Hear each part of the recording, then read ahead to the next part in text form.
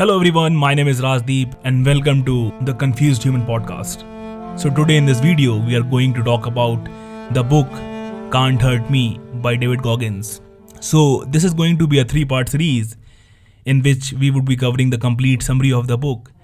And this video is the part 1. In case you are watching this video and you also have read the book, then you are most welcome to let us know your inputs in the comments down below. So before we jump into the summary, let's see what Word thinks about David Goggins. I'm here because Mum and I really like David Goggins and we connected over that after my dad passed away. He's been called the world's strongest man, the world's toughest man, the world's fittest man. He's consistently invited suffering and discomfort into his life to grow further. This guy lives the persona that he projects into the world. So he's figured something out. And I think that his enormous popularity it's earned. You get inspiration from it. I do. I get fuel from it. Yeah. He's a savage. Yeah. He's legit. The dude is as real as they get and a complete savage. David Goggins has just left the building, and all I can say is fucking wow. Really wonderful and obviously extremely impressive human being. He's amazing. Denial is the ultimate comfort zone. David Goggins says that most people in life do not see the reality the way it is. They always want to be happy. They always want to be positive. And what it does, that in the process of being positive, they get trapped in this being positive bubble. And once they are trapped in this being positive bubble, then they do not see the reality the way it is. Then life seems good, but in reality it sucks. This is the worst thing that you can do to yourself. So David Goggins says that we should have an accountability mirror where we can do a daily reality check. If you look into the mirror and you see a fat person, do not say that I'm gonna lose a couple of pounds. Instead say, you are fucking fat. Individually and as a culture, we avoid the truth, and that's what we need to hear the most. So don't deny the reality and face the truth.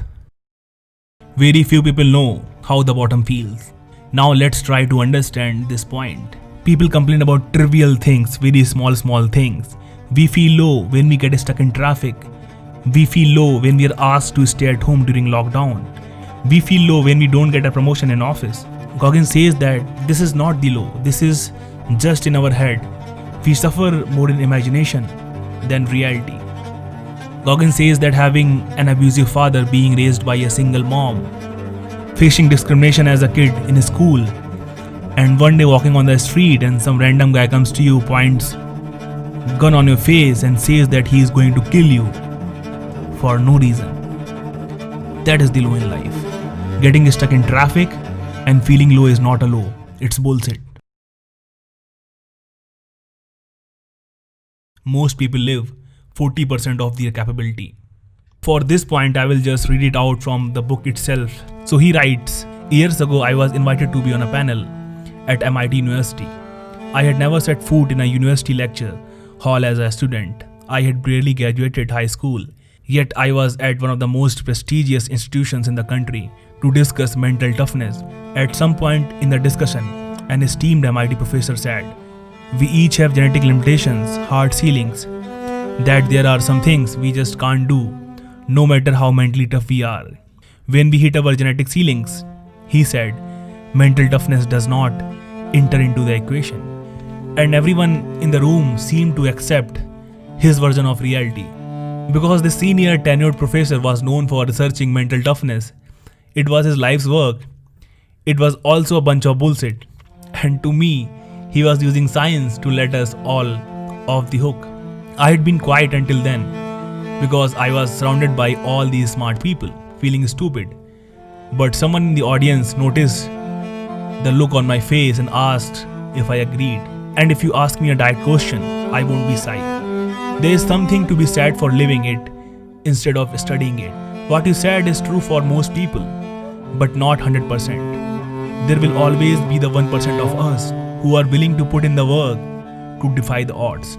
I went on to explain what I knew from experience, that anybody can become a totally different person and achieve what so-called experts like him claim is impossible. But it takes a lot of hurt, will and armored mind. Heraclitus, a philosopher born in Persian Empire back in the 5th century, had it right when he wrote about men on battlefield.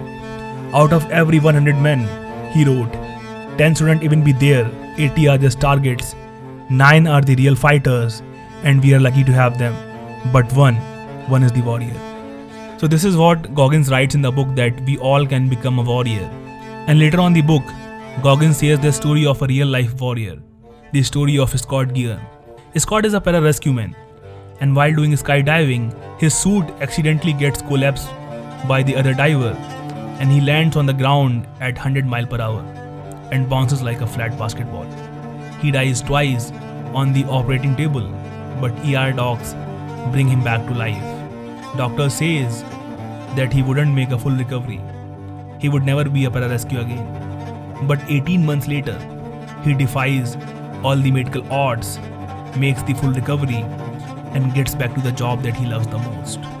So we all have the capability of defying the odds and becoming the best version of ourselves. So don't limit yourself at 40%. Try to be the best version of yourself, and that's where the miracle happens. So while reading the book, you will find that Goggins gives different challenges to its readers. And in challenge 3, he talks about journaling. Journaling helps you to keep the track of your life. He says that write down all the things that make you uncomfortable. Now do one of them and do it again. Goggins adds that purpose of journaling is to break the task at micro level and doing something that sucks every day. Someone said that don't try to get a wall. If you want to get a wall, lay a brick as perfectly as it can be, and soon you will get the wall. Personally, I like to keep my journal very simple. I only ask 2 questions to myself. The first one is, what is my most ambitious goal? And second one is, what I am doing today to move towards my goal. I just feel that journaling gives me more clarity. It gives you a better understanding about your life. So if you're watching this video and you do journaling, then you probably would be aware of its benefits. But if you have never done journaling, then I will highly recommend you to give it a try. It will make your life more organized. Having a purpose in life changes everything. And I feel that this is a very strong point. We complain about the things that we should actually ignore. And we do it because we don't have any purpose in life. Once we have a purpose in life, we are so driven to it that we don't have time to give damn about all those pointless things. There is so much bullshit going on in this world that if you don't have purpose in life, this bullshit will suck you in. So have a purpose in life and it will change the whole paradigm. So thanks for watching. So that's it for the part 1, and we would be covering the rest of the book summary in part 2 and part 3. And if you have any opinions about this book, let me know in the comments below. Till then, bye bye, have a cool life, and see you in the next video.